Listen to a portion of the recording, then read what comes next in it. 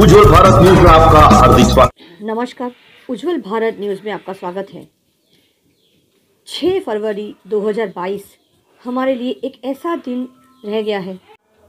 हमने हमारे भारतवर्ष के एक ऐसे सितारे को, एक ऐसे अनमोल रतन को खोया है जिसका दर्द और दुख हर किसी के हृदय में हमेशा के लिए रह गया है। जी हाँ, हम बात कर रहे हैं हमारे देश की लता मंगेशकर जी के बारे में, भारत रत्न विजेता, जिन्होंने न जाने हजारों गाने गाकर हर एक के दिल में राज किया है। सरल, निर्मल, स्वच्छ सोच की व्यक्तित्व लता मंगेशकर जी ने हमें ये समझा दिया है, दिखा दिया है कि अगर आप किसी भी प्रतिभा को सच्चे हृदय से अगर आप उसकी पूजा करते हो तो आपको और किसी भी नकारात्मक चीज़ आप मेरी हावी नहीं हो सकता है। लता दीदी ने जीवन भर संगीत की साधना की है, संगीत को पूजा है। वो स्वयं एक सरस्वती का साक्षात रूप नजर आती है। आइए जानते हैं लता दीदी के जीवन के बारे में, किस प्रकार से उन्होंने संगीत की साधना की। स्वागत है सर। जिस बारे में आज हम चर्चा करने वाले हैं वो है हमारे देश की, पूरे विश्व की एक ऐसी आवाज जिसने देह त्याग दिया है, लेकिन उनकी जो आवाज है वो मुझे लगता है कि जीवन भर, जब तक हम, हमारी आने वाली हर पीढ़ी उनकी आवाज को याद रखेगी। सर, आपसे बेहतर और कौन होगा, इस म्यूजिक के आप गुरु हो, संगीत सिखाते हो, मैं आपसे संगीत सीखती हूँ। तो सर, उन पे हम बहुत छोटे इंसान हैं उनके सामने, उनके लिए बात करने के लिए, लेकिन फिर भी हमें श्रद्धांजलि देने का एक उन्होंने ठान रखी है सर। तो शुरू कीजिए सर, आप उनके बारे में कुछ संस्मरण, कुछ ऐसी बातें जो आपको याद है। हाँ, एक चीज है कि हम जिस शख्सियत के बारे में हम बात करने जा रहे हैं वो ऐसी शख्सियत थी कि जिनके बारे में बात करना हमारी कोई हैसियत नहीं है। हम उनका जो कार्य था इतना विशाल था, इतना विराट काम करके गए लता जी कि उनके बारे में डिस्क्राइब करना हमारे पूरी जिंदगी निकल जाए तो भी होगा नहीं वो। तो ये तो सिर्फ हम लोग आज उनके प्रति जो सम्मान है, आदर है, वो प्रकट करने के लिए कुछ उनके बारे में चर्चा करेंगे, वही काफी है। बाकी उनके बारे में इतना विराट स्वरूप, इतना विराट उनके कर्म, उनके उन्होंने जो पूरी दुनिया पे अपनी गायकी की छाप छोड़ी, पूरे, वो सिर्फ हिंदुस्तान की नहीं, पूरे विश्व की गायिका थी जी। तो उन्होंने अपने संगीत द्वारा, मैं तो कहता हूं कि करोड़ों लोगों को उन्होंने रोजगार भी दिया जी। क्योंकि आज उनके गाने जो, देखिए गाने कौन से चलते हैं जो अमर हो जाते हैं वो, और उन्होंने एक से एक अमर गाने दिए और उन्हीं गानों को श्रोता ज्यादा से ज्यादा सुनना चाहते हैं जी। तो उनके गानों को करोड़ों कलाकार, भारत के बाहर के कलाकार भी उनके गानों को सीख के, गा के और स्टेज पे प्रस्तुत करके उन्होंने अपनी रोजी रोटी चलाई, अभी भी चला रहे। तो ये तो ये है, और उनके गाने में एक अजीब सा मेडिटेशन भी था। जब मैं भी संगीत का विद्यार्थी हूं, जिन पे मैं भी थोड़ा बहुत इसमें संगीत का शारीरिक परिस्थिति पे क्या असर पड़ता है, शारीरिक रोगों पे क्या असर पड़ता है, उस पे थोड़ा बहुत सोचता हूँ। तो उसमें देखता हूं तो मैं किसी भी रोगी, मतलब किसी भी तरह के रोगों में अगर लता जी के गाने कोई सुन लेना तो पूरा उनका म्यूजिक थेरेपी से उनका ट्रीटमेंट हो जाएगी। इतने सुर उनके सच्चे थे। क्या बात है सर, क्या ऐसे बात। स्वर, सच्चे शब्द का थ्रो, ये सब उनकी, मतलब उनका गाने का असर सिर्फ कलाकारों पे तो नहीं था, पर ऐसे उपचार के हिसाब से भी उनके गाने का यूज किया जा सकता था। मेरा ऐसा मानना है, पर्सनल पता नहीं, पर उनके सुर ऐसे थे। सर पुराने जमाने की बात करें तो ब्लैक एंड व्हाइट जमाने की ऐसी कोई गीत संगीत, कोई ऐसा गाना अगर आपको अभी फिलहाल स्मरण हो रहा हो, उस मन्ना डे के समय का, जो ब्लैक एंड व्हाइट गाने हैं उस समय का, तो कुछ आप आपके अपने चॉइस के हिसाब से गुनगुना दीजिए।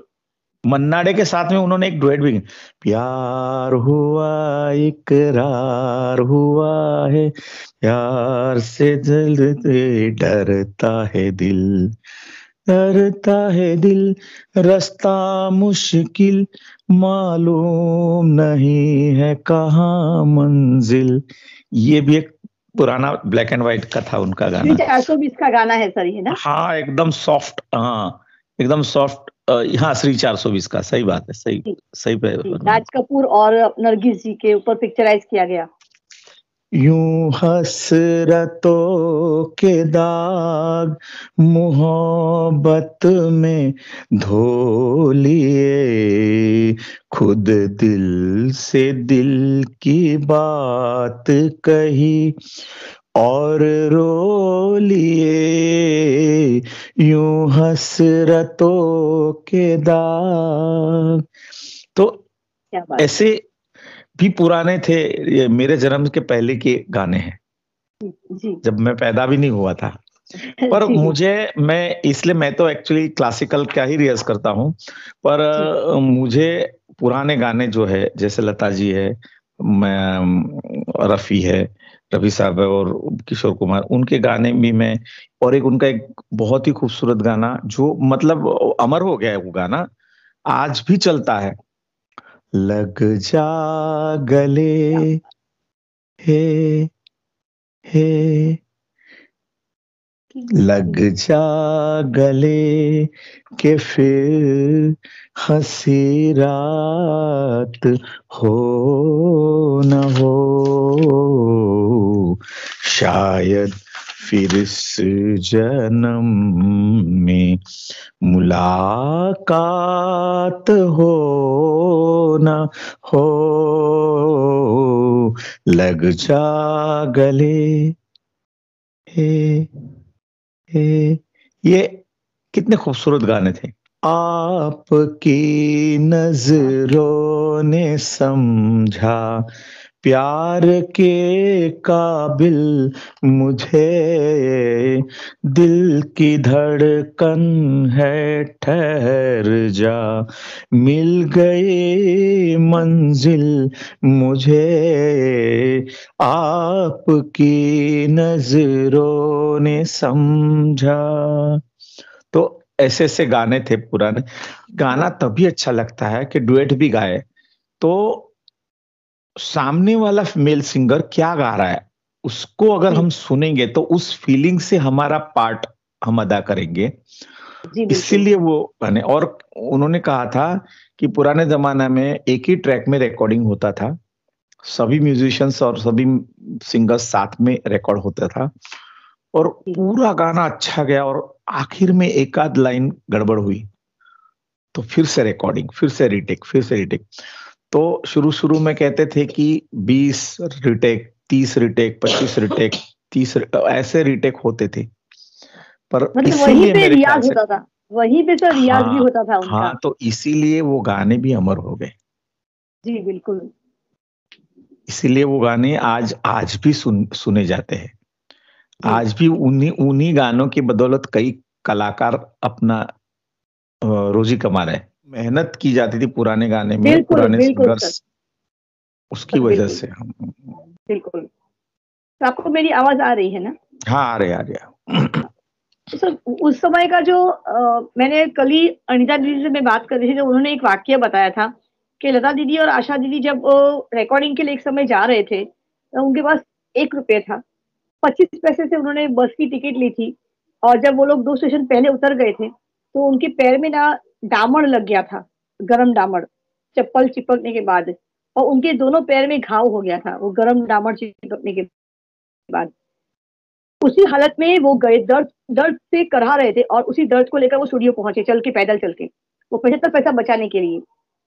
और उनके पूरे शारीरिक और मानसिक दर्द को उन्होंने गाने में पिरो दिया, और वो गाना इतना अच्छा, मतलब पूरा दर्द गाने में उन्होंने अंदर समा दिया। तो वो चीज जब मैं सुनती हूँ ना सर, ये जो उनकी जो छोटी छोटी बातें होती है ना सर, ऐसी अहम बातें, सर आपसे बात करके। महान जो व्यक्ति होता है, तो हाँ सर। उनकी महान व्यक्तित्व का यही तो खासियत है। महान व्यक्ति के जीवन में हर शख्स के जीवन में उतार चढ़ाव होते हैं। बिना उतार चढ़ाव के कोई व्यक्ति हो ही नहीं सकता। पर महान वही होता है जो उतार के समय, जैसे उनकी मुसीबत के समय को भी उसका यूज करके पॉजिटिव में परिवर्तन करके अपनी प्रतिष्ठा को, अपनी कला को और बढ़ाता है। तो उसका भी यूज करके उसका भी सदुपयोग होता है। तो हर हर मुसीबत का वो अपॉर्चुनिटी समझ के उनका यूज करके आगे बढ़ते हैं, इसीलिए वो महान हो सकते हैं। प्यार का नगमा है, मौजों की रवानी है, जिंदगी और कुछ भी नहीं, तेरी मेरी कहानी है, एक प्यार का नगमा है। क्या बात।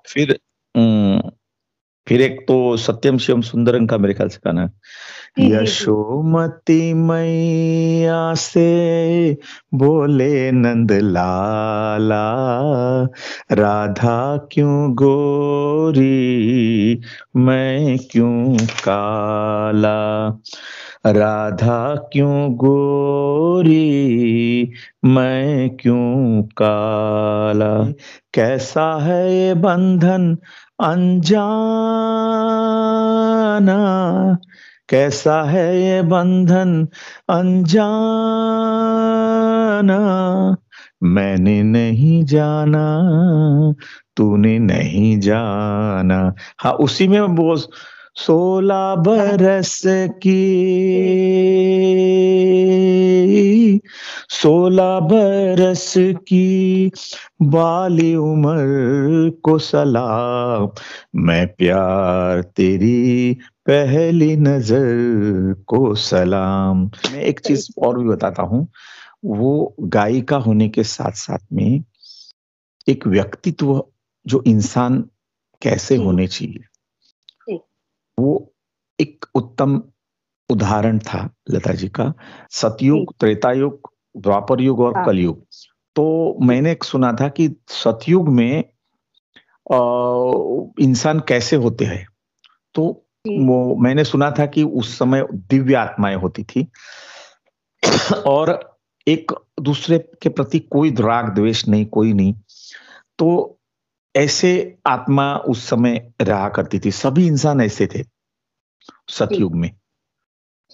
तो वो तो हम देखने तो नहीं गए सतयुग में कैसा था, पर मुझे वो जो इमेजिन आ रहा था कि कैसे वो ऐसे इंसान होते थे, तो वैसे ही मुझे लता जी में नजर आता है कि अगर सतयुग में इंसान होंगे ना, तो लता जी जैसे होंगे। बिल्कुल। तो मतलब गाने के साथ साथ में देखिए, एक कला, एक हुनर होना हर इंसान में होता है और माहिर भी होते हैं, पर उसके साथ साथ एक व्यक्ति के हिसाब से भी श्रेष्ठ थी वो। उन्होंने कई चैरिटी के काम भी किए। जी बिल्कुल। कि दोनों हाथों से दान करती थी जी। और कोई भी मतलब दान देने में, कहीं पे भी किसी भी हेल्प करने में कभी पीछे नहीं हटती थी। जी। अभी मैंने तो सुना था कि अभी लास्ट में, अभी हॉस्पिटलाइज होने के से पहले उनको जब हॉस्पिटल ले जा रहे थे, वो खुद इतनी बीमार थी, पर फिर भी वो पूछ रही थी कि भाई ने दवाई ली, उन्होंने दवाई ली, वो बीमार थे, उन्होंने ठीक से दवाई ले रहे कि नहीं, कैसे चल रहा है इसका। वो खुद बीमार है और फिर भी दूसरों के बारे में फिक्र कर रहे हैं, तो वो इंसान देवता स्वरूप कहा जाना चाहिए। तो दिन भी देखिए आप, तो दिन देखिए आप 6 तारीख मतलब तो सरस्वती पूजा के बिल्कुल अगले दिन, तो ऐसा नहीं लगता सर सरस्वती देवी ने उन्हें साक्षात उन्हें अपने पास बुलाकर अपने पास रख लिया हो? हाँ, सही बात है। हाँ, वही तो। जो दिन को मैच करती ना, तो वसंत पंचमी की बिल्कुल अगले षष्ठी के दिन वो गई है, तो ऐसा लगता है जैसे कि सरस्वती देवी ने उनको अपने पास से बुलाकर रख लिया हो। सरस्वती देवी आई और उन्होंने हाँ, बुला लिया, उन्हें जन्म हुआ, उन्होंने चलो आजा। तो आखिर में इस सेशन को खत्म करने से पहले मैं चाहती हूँ कि आप अपने पसंद के, अपने चॉइस के कोई भी ऐसा 1 या 2 गाना, उनका अंतरा आप गाकर हम लोग इस शो को आज इसमें अंतिम चरण देना चाहेंगे कि उनकी कला को एक शिष्य होने के नाते, आपके शिष्य होने के नाते, हम सब संगीत शिष्य अगर नहीं भी हो कोई भी, तो भी उनको लोग सुनते ही है सर। तो एक ऐसी बड़ी हस्ती का अलविदा दुनिया से चले जाना, तो सर एक इतना छोटा सा प्रयास तो हम कर ही सकते हैं कि सुर लय ताल के माध्यम से उनको एक हृदय स्पर्शी श्रद्धांजलि दे। जब कभी भी सुनोगे गीत मेरे, संग संग तुम भी गुनगुनाओगे। हाँ, तुम मुझे यूं भुला ना पाओगे। हाँ, तुम मुझे यूं। ठीक है सर। नमस्ते। हाँ, धन्यवाद सर, नमस्ते। आपका स्वागत है हमारे इस चैनल में। जी शुक्रिया। आज का दिन एक ऐसा दिन है जो कोई नहीं भुला पाएगा। हम बात कर रहे हैं लता दीदी की, तो है ना उनका मेरी आवाज ही मेरी पहचान है, तो वो बहुत सही बात है कि सिर्फ उनका शरीर हमसे अलग हुआ है, लेकिन जो उनके स्वर है, जो उनकी आवाज है। अनीता जी, आप खुद एक गायिका हो, तो आपसे बेहतर कौन जान पाएगा कि देश ने और इस विश्व ने क्या खोया है। तो आपसे शुरुआत करती हूँ। हाँ, आप तो नहीं रुकते हैं। ये इतनी बड़ी हस्ती है कि हमारे लफ्ज भी छोटे हो जाएंगे। हम खुद बहुत उनके सामने कुछ भी नहीं है। मतलब हम बोलते हैं ना कि वो आसमां है तो हम धरती के कंकर है, तो ये वाली बात हो गई। लेकिन जिक्र हुआ है और मैं बात करना चाहूंगी इसीलिए कि दीदी पूरे सर्व जगत की माँ सरस्वती हैं और सभी लोगों के लिए एक इंस्पिरेशन है। वो इतनी बड़ी सीख है वो खुद हमारे लिए। तो मैं भी उसमें ये हमारे पूरे विश्व के मैं भी एक नागरिक की तरह, एक संगीतकार की तरह मतलब जुड़ी हुई हूँ संगीत से। तो दीदी से ही मेरी इंस्पिरेशन, मतलब मैं ऐसे बोलते हैं कि आपकी कुछ स्टोरी मैंने सुनी तो मुझे लगता है कि बिल्कुल मेरे जैसी है। अगर मेरी स्टोरी सुने तो आज कितनी कुछ बातें दीदी की आज पता चली लोगों को। थोड़ी बहुत हमको भी थोड़ी पता थी, लेकिन एक इंसान के अंदर एक इतनी अच्छाइयाँ होती है ना, तो वो जानने की उत्सुकता और कि इतनी बड़ी हस्ती से हमको कितना कुछ सीखने को मिलेगा आगे की। अभी तो युवा पीढ़ी जो है वो 20-25 बरस 50 बरस के बाद भी दीदी को भुला नहीं पाएंगे, यानी ये दुनिया जब तक रहेगी। तो इसी बात पे मैं आती हूँ कि मैं 5 साल की थी कि मेरे पापा जी मुझे दीदी के गाने सिखाते थे, बेटा ऐसे गाओ। तो मैं छोटी सी तो थोड़ा बहुत सुन के पापा जी गवाते थे, फिर बोले खुद लिखो अ, ऐसे। फिर दीदी को सुनते सुनते उनका गाना गाते गाते बड़ी हुई, फिर थोड़ी सी समझ आई। तो ऐसा हुआ कभी के एक बार दीदी से मिलेंगे, माँ सरस्वती से आशीर्वाद लेंगे। पर ये मेरे अफसोस रह गया मुझे कि अफसोस नहीं रहा ये भी बोल सकती हूँ, कारण कि इतनी बड़ी अपॉर्चुनिटी जो मुझे 2011 में मिली, Sony X factor reality show जो आया था, उसमें हम सजदा सिस्टर ग्रुप बनाकर जो गए थे, वहां पे टिकना ना टिकना वो तो लक पे भी है। और आशीर्वाद, मेरे पापा का आशीर्वाद, फिर लोगों का प्यार इतना मिला कि हम टॉप फाइनल मतलब फाइनलिस्ट हो गए टॉप 3 में। तो संजय बंसाली की टीम में थे हम, ग्रुप वाले। तो एक दिन संजय सर जी सुबह में आए, फिर बोले कि इधर आओ बेटा, मेकअप रूम से हमको बाहर बुलाया। फिर बोले आज इतनी बड़ी एक बात बताने जा रहा हूँ आप लोगों को। तो हम सोचे, क्योंकि हम गुजरात से गए थे तो थोड़े से सहमे सहमे डरे डरे थे। तो सर एंकरेज भी हम लोग को कर रहे थे कि आप डरो मत, हिम्मत से जुटाओ काम और कॉन्फिडेंस से करो। तो हमने सोचा कि सर आज क्या बोलेंगे। तो बोले कि सुनो बच्चों, आज दीदी का फोन आया था। तो हम लोग को पता ही नहीं चला, मतलब सर दीदी यार, बोले लता दीदी का फोन आया था। मैंने बोला सर आप पे आया था? बोले वो भी तुम्हारे लिए, तुम लोगों के लिए आया। मैंने बोला सर क्या बोला? तो बोले कि ये 3 है, वो कौन है वो तीनों जो गा रही है? कि बोले इतने सुंदर, इतने सौम्य, और कपड़े इतने खूबसूरत पहने, क्योंकि हम लोग ने बहुत सिंपल कपड़े, दीदी तक ये मतलब हमारी सोच उनको इतनी अच्छी लगी कि तीनों जो है बहुत अच्छे कपड़े पहनते हैं, और वो तीनों को मेरा ढेर सारा प्यार दीजिएगा। तो सर हमको स्पेशली मेकअप रूम से बुला करके, तो ये कितनी बड़ी बात हुई, ये तो मिलने से भी ज्यादा खूबसूरत बात हो गई। हम मिलते तो उनके चरण स्पर्श करते, आशीर्वाद, लेकिन इतना डीपली हमको सुनना और हमको देखना इनका। फिर ये मेंटोरिंग सेशन में मुकेश परमार करके, परमार जी है मुकेश जी, तो वो हृदयनाथ जी, लता जी के घर में बड़े हुए हैं, मतलब हृदयनाथ जी के शिष्य। वो हमको मेंटोरिंग सेशन में सिखाते थे एक्स सेक्टर में। तो फिर उन्होंने एक दिन बताया कि एक दिन वो नहीं आए थे मेंटोरिंग सेशन में, तो बोले कि सर मैं नहीं आऊंगा। फिर दूसरे दिन आए, फिर बोला कि मैं कल दीदी के यहाँ गया था, लता दीदी के यहाँ बुलाया था उन्होंने स्पेशली, कि बोले आजकल तुम बिजी हो गए, आते नहीं हो। फिर बोले कि आप लोग मानोगे नहीं, वो लोग वो एक्स फैक्टर शाम को आ जाता था रात में, फिर सुबह फिर से आता था रिपीट। तो ब्रेकफास्ट में वो लोग देखते थे।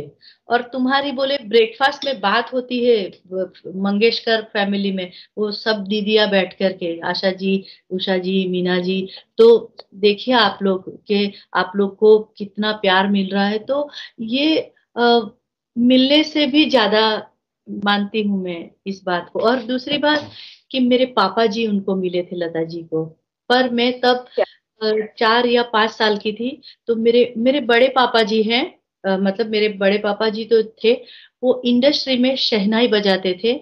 तो सारे म्यूजिक डायरेक्टर लोग के साथ काम किया, ज्यादातर काम एलपी जी के साथ किया। वो भी इंसान ही है, पर वो सारा निचोड़ अपने गानों में, मतलब अपने अंदर डाल के, वो पूरा वॉश करके वो गाने से निकाल देती थी। तो ये हम तक पहुंचता था ये फील। फिर एक दिन बताया, बोले कि रिकॉर्डिंग में जाना, तो वो चल के फिर थोड़ा सा स्टेशन पे, तो चार चार आनी बोलते ना, उसमें हाँ। ट्रेन में। फिर बोले कि बाकी का हम चल लेंगे, आशा जी और लता जी। तो हम चल के, तो हमारे इतने 75 पैसे बच जाएंगे बोले, तो घर में काम लगेंगे। तो एक दिन जल्दी में वो लोग उतरे स्टेशन से, और आगे स्टेशन, 2 स्टेशन चल के जाने वाले थे। बोले इतना चल लेंगे, तो फास्ट फास्ट चलने लगे। और दीदी ने चप्पल पहनी थी, तो वो रास्ता बन रहा था, वो डाम हाँ। लगाते हैं ना, तो वो गरम गरम था, और उस पे वो पत्थर डाले हुए, तो वो ताजा था। तो वो चप्पल गिरा, पैर पड़ा, और चप्पल निकल गई, और दीदी की चप्पल चिपक गई, और पैर निकल करके दूसरा स्टेप रख दिया वो गरम पे। अभी अरे बोले कि पैर में छाले पड़ गए, जल गए, थोड़ा सा खून बून निकला सब। तो फिर बोले कि साड़ी का पट्टा साइड पे जा करके वो सब साफ वाफ किया, और बांध करके ऐसे चल के ही गई स्टूडियो में। और ये लता जी ने बताया था। और बोले वहां जा करके वो गाना गाई, क्या वो दर्द सारा पूरा गाने में डाल दिया। आशा जी बोले मैं इतना रोई कि इसलिए मेरी ये दीदी मेरी दीदी है। तो आप सोचो कि अगर हम हमको किसी की वजह से चोट लगी तो हम उसको डांट देंगे, या कुछ भी बोल देंगे, पर ये करने से अच्छा उनका पूरा दर्द वो गाने में डाल दिया। कितनी बड़ी सोच है ये, कितनी बड़ी इंस्पिरेशन है। हम इस इनके जीवन में से एक भी हम प्रयोग ले लेना, तो हमारी जिंदगी कामयाब हो जाएगी। बिल्कुल। ये दीदी है, तो ये इंस्पिरेशन। आज मैं इतनी खुशकिस्मत हूँ, अब मैं बार बार बोलने में मुझे बिल्कुल भी हिचकिचाहट महसूस नहीं होती। ये सारी बातें ना किताबों में पाई जाएगी, ना किसी न्यूज चैनल में पाई जाएगी। ये सिर्फ वही बोल सकते जो है ना उनसे खुद ब खुद मिला है, उनके फैमिली से जुड़ा हुआ है। और सच में आपसे आज बात करके ऐसा मुझे फील हो रहा है कि I can understand Lata ji a lot, I can feel her. आज ऐसा लग रहा है कि मेरे गूज़बम्स आ रहे हैं कि मैं उन्हें आज है ना सामने देख पा रही हूँ। ऐसा मुझे आपकी बातों से मुझे पूरा फील हो रहा है। हम लोग भी कितने खुश नसीब है सीमा, कि मेरे बड़े पापा 365 फिल्में उन्होंने शहनाई बजाई। सत्यम शिवम सुंदरम उनका आखिरी फिल्म था। और पापा जी, बड़े पापा जी, जो भी गाने में, यानी पहले तो क्या पूरा लाइव होता था, तो हाँ। एक दिन में 7 गाने होते थे, 10 गाने होते थे, पूरी रात चलता था। फिर ब्रेक मिलता था उनको 15 दिन में, 4-5 या दिन, तो वलसाड़ आ जाते थे वो गुजरात, मेरे बड़े पापा। फिर नोटेशन सब दिखाते थे, देखो बोले कि ये मैं तुलसी तेरे आंगन की वो गाना है, तो फिर ये नोटेशन उसके हैं। फिर ये गाना में मैंने बजाया, ये गाना बजाया, तो वो फिर हम लोग फिल्म देखने पापा लोग जाते थे। तो कि हाँ, फिर बड़े पापा भी कभी होते थे तो वो भी साथ में, देखो ये मैंने बजाया है, ये मैंने बजाया है, तब हमको बताते थे। तो कहीं ना कहीं तो हम जुड़े हैं, मतलब कि मेरे बड़े पापा कितने सालों तक दीदी के साथ काम किया। तो एक संगीत का एक लगाव, एक जरिया है कि हम कहीं ना कहीं तो है। और बिल्कुल।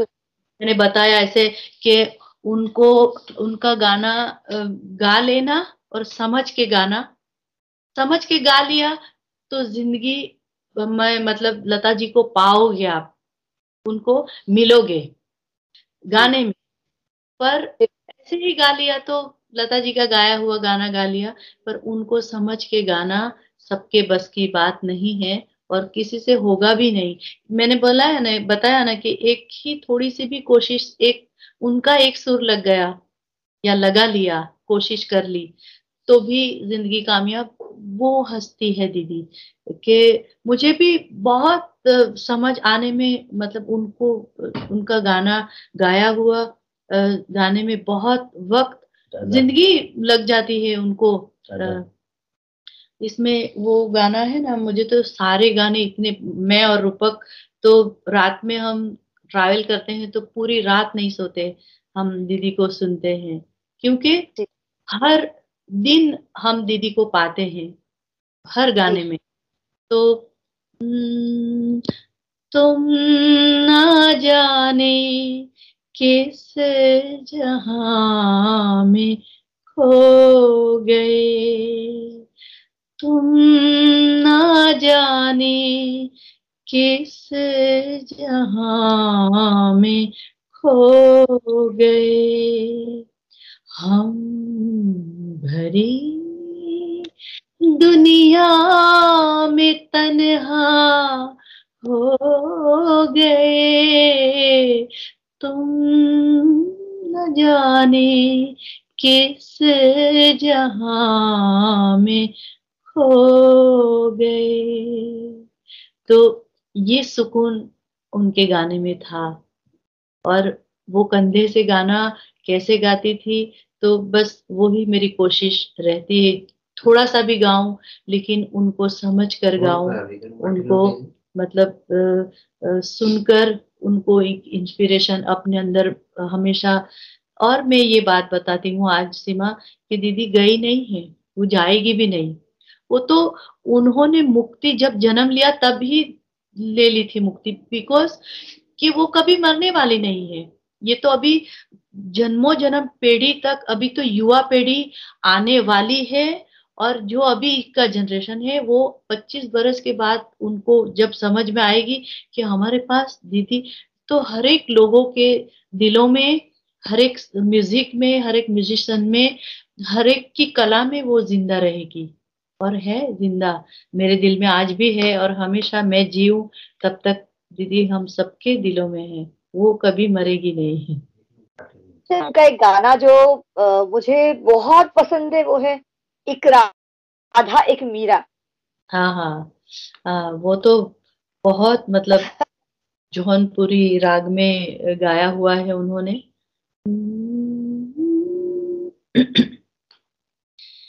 एक राधा एक मीरा, दोनों ने शाम को चाहा, अंतर क्या दोनों की चाह में बोलो, अंतर क्या दोनों की चाह में बोलो, एक प्रेम दीवानी एक तरस दीवानी, एक प्रेम दीवानी एक दरस दीवानी। अब ये है असली श्रद्धांजलि जो हमने कोशिश की है लता जी को देने की। हमारे सुर लय ताल जो भी आपने सीखा है, और जो मैं तो अभी शुरुआत की है, कहते हैं ना कि ता भी मुझे तो नहीं आता है और एक जीवन कम पड़ता है, लेकिन संगीत से बहुत प्यार करती हूँ। जब मीडिया के काम से थक के आती हूँ ना घर पे, जब मैं सर के साथ बैठ के ऑनलाइन सीखती हूँ, अभी कोरोना की वजह से क्लास ऑफलाइन बंद किया गया है, लेकिन फिर भी एक अजीब सी खुशी और पॉजिटिविटी मिलती है जी कि पता है वहां तक नहीं पहुंच सकते, छू नहीं सकते हम लोग उनके, लेकिन संगीत क्या है उसे हम जान पा रहे हैं। शास्त्रीय संगीत क्या है, संगीत का सारे का पधा निशा क्या है, सरगम क्या है, ताल क्या है, कौन से ताल में हम सीख रहे हैं, लय क्या है, ये सब स्वर मलिका क्या है, ये सब इतनी सारी बातें जो मैंने कभी नहीं जानी थी वो मैं जान पा रही हूँ। तो वो जो खुशी मुझे मिलती है ना, वो मुझे और ग्रो करवाती है, मतलब कॉन्फिडेंस देती है मुझे आगे बढ़ने के लिए। मेरे पास वर्ड्स ही नहीं है कि मैं कैसे शब्द समझाऊं आपको संगीत के बारे में। वो और दिन ना मैं कुछ ना कुछ नया पॉजिटिव अंदर समा रही हूँ, और मेरे में जो कॉन्फिडेंस आ रहा है ना, वो सिर्फ और सिर्फ मेरे सर जो है दिलीप विस्फोटे जी, गुरु जी, उनकी बातें, संगीत के लिए लगाव दिन प्रतिदिन मेरा बढ़ता जा रहा है मेरा। और आपसे जब बात करती हूँ ना, तो जो आपने अभी ये गुनगुनाया ना, ये 2 लाइन मेरे ना सच में गूज़बम्स हो गए कि मतलब ऐसा फील हुआ जैसे कि मैं लता जी के सामने बैठकर मैं कुछ सुन रही हूँ, उनको देख रही हूँ साक्षात में। आपका बहुत बहुत स्वागत है रूपक जी हमारे इस चैनल में। थैंक यू, इट्स एन और बहुत खुशी की बात है, और ये बहुत सौभाग्यशाली मैं अपने आप को समझता हूँ कि मुझे यहाँ पर कुछ, जितना भी मैं एक शिष्य हूँ और हमेशा I will ever be a student of music. तो लेकिन ये बहुत खुशी की बात है कि आज खुशी भी है और गम भी है it's a mixed emotion moment for all of us. तो आप मैं अब क्या कहूँ, मतलब शब्द कम पड़ जाए अगर लता जी के बारे में अगर कुछ कहना हो तो, क्योंकि उनको अगर उनके बारे में अगर कुछ डिस्क्राइब करना है तो मेरे जो सर्कल में जो मेरे म्यूजिशियन फ्रेंड्स हैं, दोस्त लोग हैं, तो हम लोग सब गाना बजाना, अपने थॉट्स, परसेप्शंस एक्सचेंज करते हैं एक दूसरे के साथ। तो जब भी लता जी की बात निकलती है तो एक ही चीज दिमाग में आती है कि वो ना भूतो है ना भविष्य है। वो उन्होंने जो, मतलब आज शायद उनके 92 ईयर्स पे उन्होंने देह त्यागा है, लेकिन वो 90 साल से गा रही है। तो मेरे ख्याल से वो वक्त से भी आगे उन्होंने काम करके रखा है ऑलरेडी। बिल्कुल सही। हो गया है, वो भी आज उतना ही फ्रेश, उतना ही एवरग्रीन लगता है हमें, चाहे वो कोई भी उनका गाना हम सुन ले। और मतलब उनके बारे में क्या, किस किस सब्जेक्ट या किस जोन के बारे में मैं तारीफ करूं। मतलब तारीफ भी बहुत छोटा शब्द है। मतलब उनके उनका परफेक्शन, उनके तलफ्फुज, उनके गायकी अंग, या जैसे गायकी अंग में छोटे छोटे एलिमेंट्स होते हैं, मुर्की, तान, या कुछ, मतलब बहुत सारी बाजुक चीजें हैं जो बहुत माइक्रोस्कोप की तरह उसको, जैसे हमारा कान ये माइक्रोस्कोप हो जाता है उनका गाना सुनने के लिए, समझने के लिए। फिल्टर होता है पूरा, फिल्टर होता है पूरा। जी जी। और दूसरी बात कि मैंने जो मेरे रिवर्ड लोगों को देख देख के, गुणीजनों को फॉलो करके जो चीज सीखी, और अभी भी कोशिश जारी है उस जर्नी में, कि मुझे एक चीज थोड़ी समझ में आती है कि लिरिक्स एक कविता का माध्यम है जिससे ह्यूमन इमोशंस को रिवील किया जाता है, और एक तरफ ट्यून है, और जब ये दोनों मिल जाए तब वो गाना बनता है। तो आई थिंक वो गाने का एक मतलब बन जाता है। I think it's a very, मतलब आप कोई भी गाना ले लीजिए, उनका हो या चाहे किसी भी और सिंगर का हो, लेकिन वो गाना सुनने के बाद आपकी जिंदगी में जरूर कुछ ना कुछ परिवर्तन आएगा, एक एक स्टोरी बनेगी आपकी। जैसे अगर आप कोई सा भी गाना, अगर लग जा गले आपने सुना है, तो आपकी कुछ मेमोरीज होंगी उस गाने के साथ। अगर मैंने सुना है तो मेरे कुछ मोमेंट्स होंगे, वो आपको। तो बस, मतलब लता जी के बारे में यही कि आज मैं इंटरव्यू देख रहा था सुबह में, तो किसी ने सवाल किया कि अगर एक साइड आप 1000 सिंगर्स को, अभी के जो यंग जनरेशन के हैं और उसके पहले के भी, तो उनको एक साइड रखा जाए और एक साइड लता जी को अगर हम इस तरह से कंपेयर करें, तो आपको क्या लगता है कि क्यों लता जी डिफरेंट है सबसे? तो अभी ये तो बहुत मुश्किल है इसका आंसर देना, और इसको वर्ड्स में डिस्क्राइब करना बहुत ही नामुमकिन के बराबर है। और बस, लेकिन उसका जस्टिफिकेशन देना मुश्किल है। लेकिन एक ही बात है कि जिनका सिंपल से सिंपल गाना या सिंपल से सिंपल सुर, बिना कोई कोई बाजीगरी किए, कोई तानबाजी नहीं, कुछ नहीं, बस एक सीधा सुर आपके आपके हृदय में उतर जाए, आपकी आत्मा को छू जाए, तो आई थिंक उससे ज्यादा कुछ परिभाषा ही नहीं हो सकती परफेक्शन की। और उनका जो आर्टिकुलेशन है गाने का, जैसे गाने का फ्लो, जैसे अगर कॉम्पोजिशन म्यूजिक डायरेक्टर ने उनको सिखाया है, तो वो पिक्चराइजेशन के ऊपर गाना बनता था। तो ऐसा नहीं है कि मैं लता मंगेशकर हूँ तो मेरी बहुत गले की तैयारी है, मेरे सुर बहुत अच्छे लगते हैं तो मैं जैसा चाहूंगी वैसा गाऊंगी, मुझे कोई कुछ नहीं बोल सकता। ऐसा नहीं होता था। वो सबसे पहले पिक्चराइजेशन को विजुअलाइज करते थे कि अगर ये सैड सॉन्ग है, और सैड सॉन्ग में माँ का जो लीड रोल है, वो माँ कौन से इमोशंस बयां करना चाहती है, तो वो अपने जहन में उस चीज को ऑलरेडी जीती थी, और वो गाने के में बाहर आता था।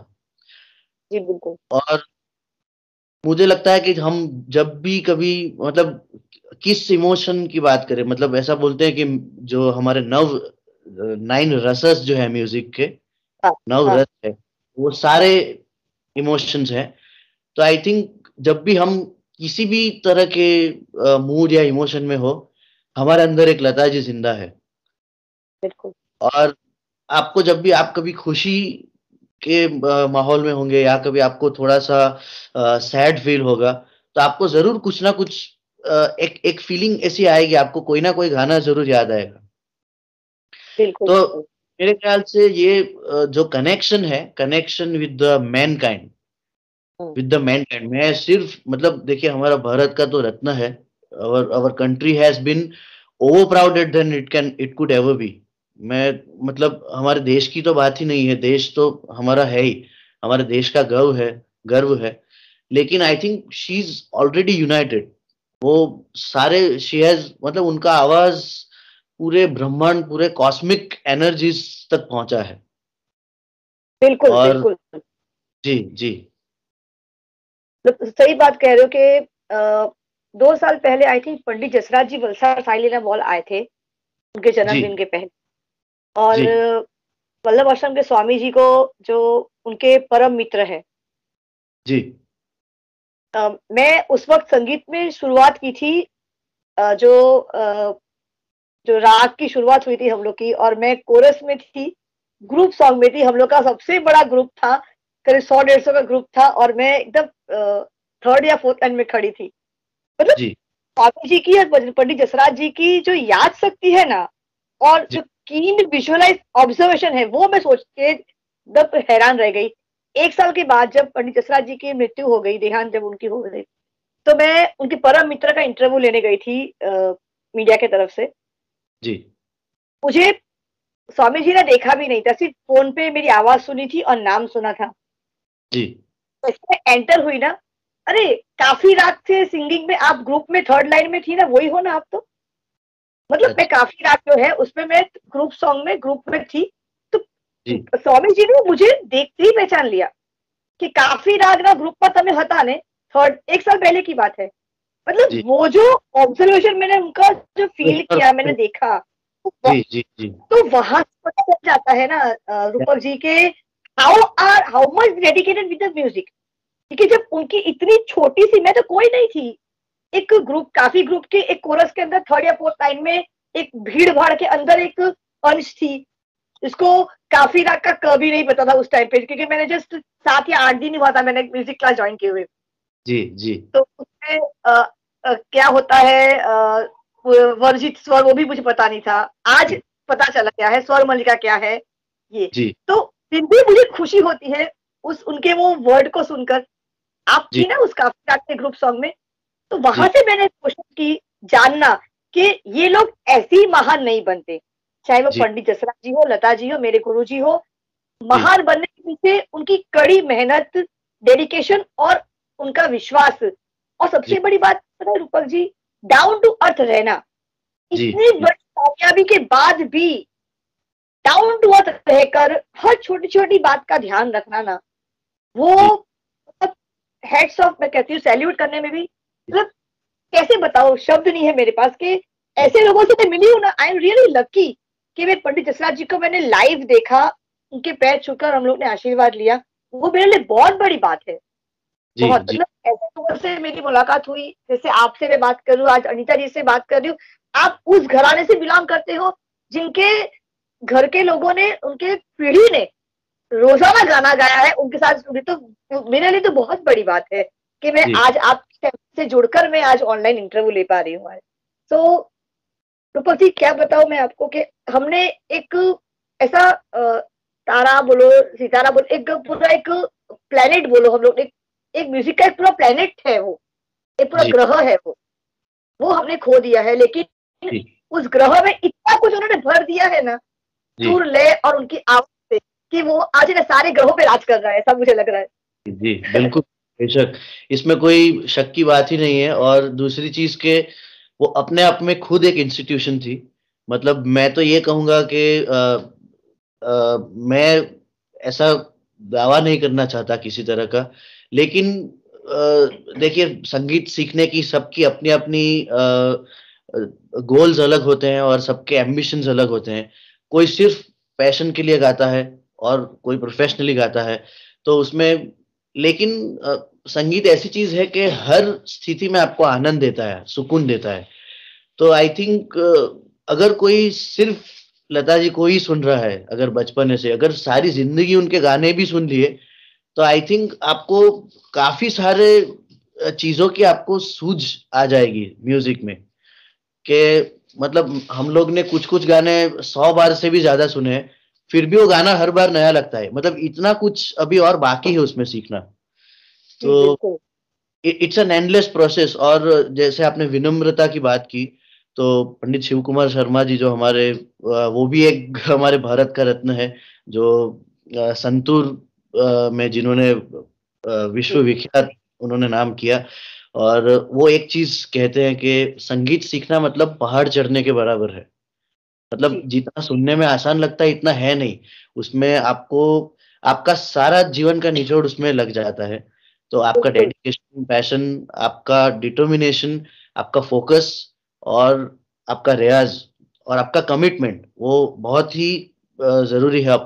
कमिटमेंट अपने खुद के साथ, कि अगर आपको कुछ हासिल करना है तो मुझे अगर वहां जाना है तो मैं अपनी जर्नी किस तरह से तैयार करूंगा। तो वो कहते थे कि संगीत सीखना मतलब पहाड़ चढ़ने के बराबर है, और पहाड़ चढ़ने के लिए झुकना जरूरी है, क्योंकि चढ़ाई हो रही है। तो क्योंकि अगर सीधे चलोगे तो गिर जाओगे। जी तो यही यही चीज हमें सिखाती है कि चाहे हम, बिकॉज दूसरी एक चीज है कि म्यूजिक इज एन ओशियन, तो इसमें कोई एंड ही नहीं है। आप रोज सीखते ही जाएंगे। वो बोलते हैं ना कि you see the horizon from the sea shore but you can never reach there. आप कभी करेक्ट। पहुंचते नहीं वहां पर, बट आपकी जो जर्नी आप कैसे बनाते हो, और उसमें आप रियाज के माध्यम से एक परफेक्शन के रास्ते पे आप चल रहे हो। You will never be perfect. तो बस सीखना कभी खत्म नहीं होता। लेकिन we are very fortunate in this country के we are born in such an era where such a living legend, a pioneer, मतलब उनके लिए मैं डिस्क्रिप्शन भी इतने अगर कम पड़ेंगे। मतलब रियल जेम ऑफ म्यूजिक, जो भगवान ने उनको इतना फुर्सत से बनाया कि I mean it was for the it is for the Mankind. गायकी क्या होती है, सुर का अंदाज क्या होता है, और भाव क्या होता है। तो आई थिंक सबसे मोस्ट इम्पोर्टेंट एलिमेंट जो उनके गाने में मुझे लगता है जो लोगों को बहुत ज्यादा कनेक्ट करता है, वो भाव ही है। बिल्कुल। The feel of the song, the feel of the swara, और the feel of that intonation, जो मुर्की, जो आर्टिकुलेशन जो भी है, वो इतना खूबसूरती से वो पिरोती थी अपने गाने में कि बस वो ऐसा लगता था कि हम एक पेंटर को खूबसूरत एक चित्रकार चित्र बना रहा है। तो आई थिंक उनके गाने सुनते सुनते ऐसे बहुत सारी चीजें हम एग्जांपल्स दे सकते हैं, अगर विजुअलाइज करें तो। और उनके लिए बिल्कुल। जितना कहा जाए उतना कम है। बिल्कुल। जब भी मैं वो गाना सुनती हूँ ना, एक राधा एक मीरा, तो मेरे आंखों से आंसू मतलब नेचुरली आ जाते हैं। देखिए छोटी सी थी तब मैं उस गाने में काफी डांस किया करती थी, और जी आज के टाइम में मैं वहां तक तो मतलब वो गाना को कभी कंप्लीटली मैंने याद ही नहीं कर पाई हूँ। इतना टफ लगता है, सरगम उसका इतना टफ लगता है मुझे। लेकिन जी कोशिश जरूर करूंगी कि कभी ना कभी उस गाने को पूरा याद करके एक अच्छी तरीके से परफॉर्मेंस दूं, और ये कोशिश मेरी रहेगी। जी पहुंच पाना इम्पॉसिबल है, 7 जन्म में भी वहां तक नहीं पहुंच सकते हम लोग।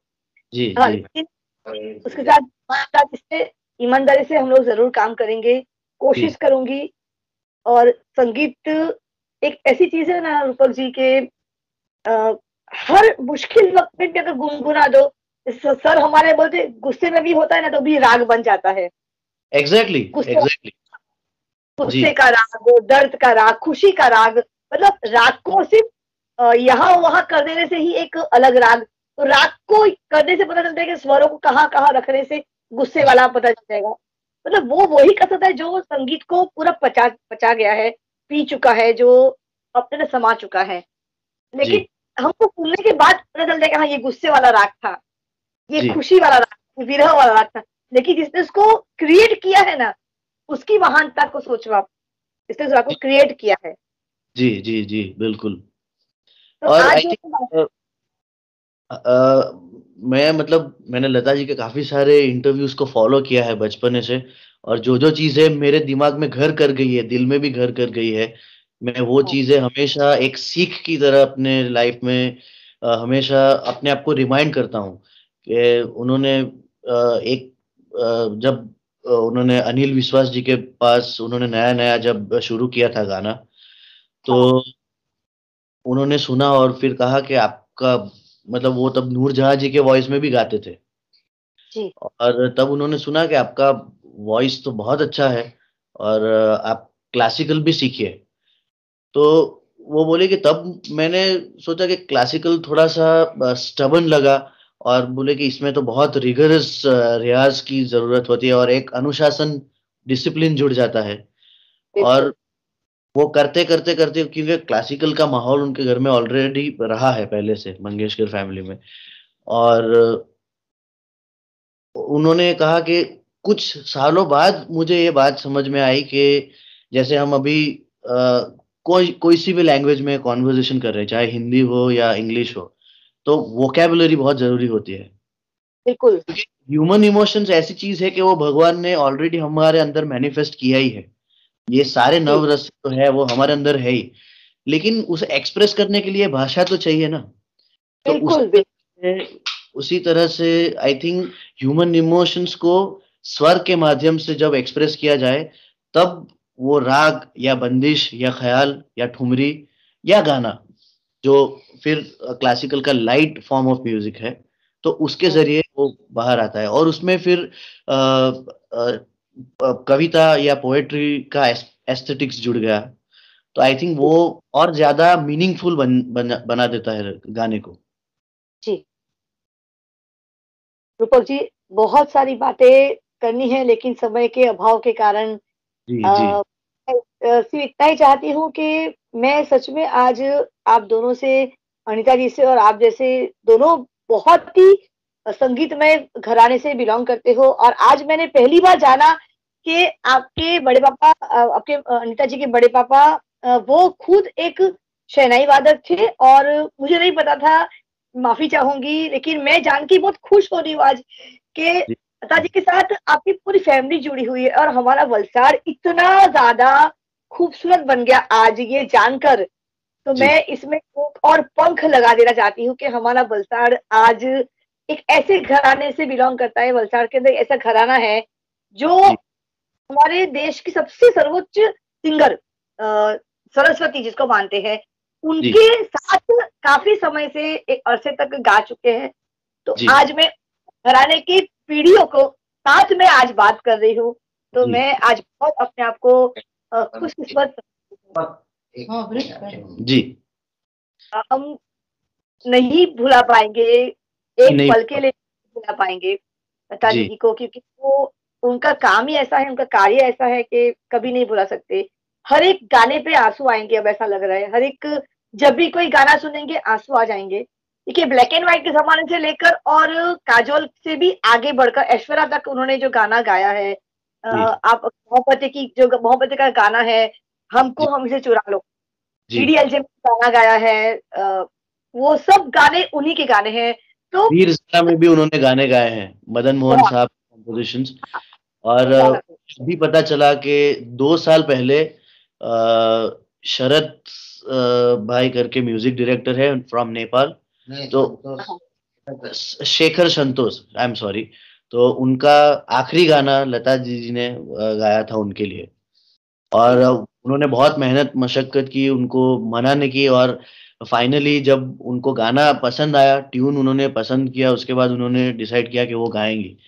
तो उन्होंने अपना एक्सपीरियंस शेयर किया कि मैं मतलब जब अ, देखिए एक प्रोसेस होता है, आपको तो मालूम ही है, जब गाना डब होता है तो पहले कंपोजर या लिरिक्सिस्ट या म्यूजिक डायरेक्टर गाना बताते हैं पहले सिंगर को कि किस तरह से मूड क्या है और कौन से नोट्स के दायरे में कितना ऊपर गाना है कितना नीचे गाना है, तो कॉम्पोजिशन सिखाया जाता है बेसिकली। तो उन्होंने कहा कि मैं हारमोनियम पे बैठा था और मेरे हाथ लिटरली कांप रहे थे कि मतलब सरस्वती जी सामने बैठी है और मैं उनको बता रहा हूँ, ये मेरी कितनी बड़ी गुस्ताखी होगी और अपॉर्चुनिटी भी है एक तरह। तो it was a very blissful moment for him as he said. और फिर उन्होंने, लता जी ने कहा कि आप सिखाएंगे तो मैं गाऊंगी ना, बिना सीखे कैसे मैं गा पाऊंगी। तो उनका भी बड़प्पन देखिए। और फिर उन्होंने मतलब वो शरद भाई को इतना रिलैक्स कर दिया। फिर गाना भी हो गया और फिर गाना रिकॉर्ड होने के बाद वो पूछी, ठीक है ना, अच्छा गाया है ना? हाँ, आप मेरे गुरु है, सिखाइए। और उनका मतलब बड़प्पन देखिए कि गाना सीखते वक्त उन्होंने कहा कि आप मेरे गुरु है, जब मैं गाना आपसे सीख रही हूँ, चाहे मैं कितनी भी बड़ी सिंगर हूँ, लेकिन आप जब मैं अपना काम कर रही हूँ तब आप मेरे गुरु हैं, क्योंकि आप अपनी ड्यूटी कर रहे हैं और उसको आपको जो चाहिए वो मुझे निभाना है। तो I think that is of commitment she has with music, with her own life, and rest is history. मतलब जितनी बातें निकल के आती है उतना कम लगता है, क्योंकि एक पूरा जीवन भी कम पड़ेगा, क्योंकि उन्होंने ऐसा काम किया है संगीत को लेकर, साक्षात सरस्वती ही है। और आज का दिन देखिए, कल का दिन, कल सरस्वती पूजा, बसंत पंचमी, ऐसा नहीं फील हो रहा है कि सरस्वती देवी ने उनको खुद अपने पास बुला लिया हो। मेरा भी यही मानना है और काफी लोगों से, मेरे म्यूजिशियन सर्कल में भी सब लोग यही बहुत खुशी खुशी सबके दिल से यही निकल रहा है। तो ऐसा ही होगा और ऐसा ही होगा, मतलब इसमें कोई बात ही नहीं है। I mean she is like अ री इनकारनेट ऑफ माँ सरस्वती, क्योंकि उनकी आवाज तो अभी किसी ने सुनी नहीं है, लेकिन हम उनके रूप में उनको I think there are different zones and levels of listening to Lata ji, what I have personally witnessed and realized. मैंने कभी कभी ऐसे बहुत ही engrossed होके spiritual level पे भी महसूस किया है। तो I think that feeling is the most incredible thing in the world। और वो मैं I cannot describe in words के वो क्या आभास रहा है उस चीज का। लेकिन ऐसा लगता है कि दुनिया में इससे ज्यादा सुकून और इससे ज्यादा अच्छा ही कुछ है ही नहीं। मतलब अगर आपने ये समझ लिया तो आपको सब कुछ मिल गया। तो I consider my self very lucky कि मुझे जो इज्जत मिली है वो फिल्म इंडस्ट्री की वजह से मिली है। इसके लिए मैं फिल्म इंडस्ट्री की बहुत बहुत आभारी हूँ और जनता की भी आभारी हूँ, जो उन्होंने मुझे 70 साल बर्दाश्त किया। मैं आपको इतना ही कहती हूँ कि मेरी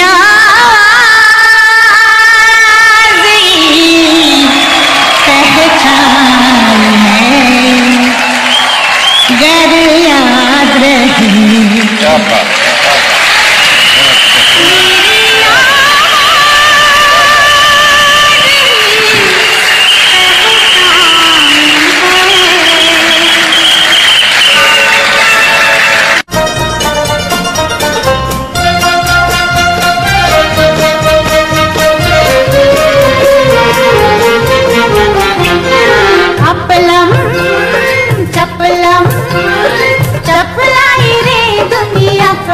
तेरी गली आई रे आई रे आई रे, अपलम चपलम चपलाई रे दुनिया को छोड़, तेरी गली आई रे आई रे आई रे, ओ दुनिया को छोड़, तेरी गली आई रे आई रे आई रे।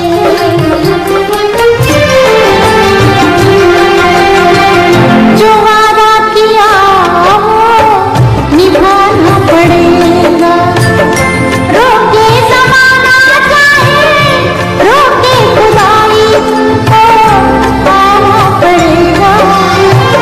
जो वादा किया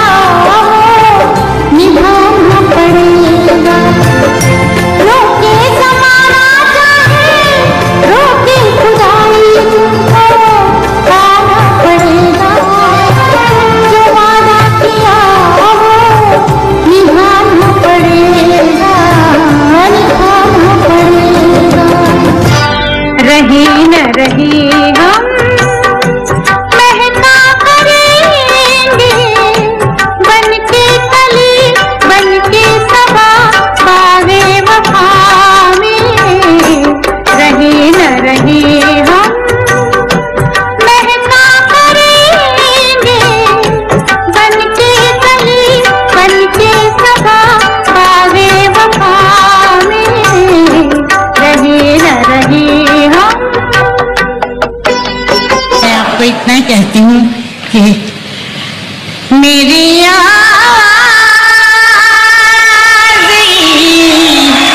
पहचान है, गर याद रहे।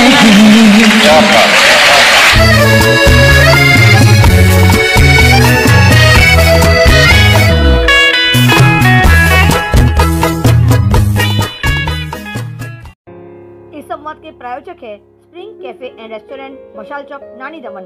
सह प्रायोजक है Preeti kennel, dog training point, hotel once special, Kathiyawadi, national highway number 48, Shiv investment and financial services तथा touch screen digital shop Valsad. धन्यवाद। वलसाड़ में पहली बार द गुज्जू रेस्टोरेंट आपके लिए लेकर आया है Kathiyawadi Punjabi Chinese fast food और लाइव गाठिया भजिया, स्वादिष्ट खाने के साथ सेल्फी पॉइंट भी। अरे कहाँ, वलसाड़ का नया गुज्जू भाई और कहाँ।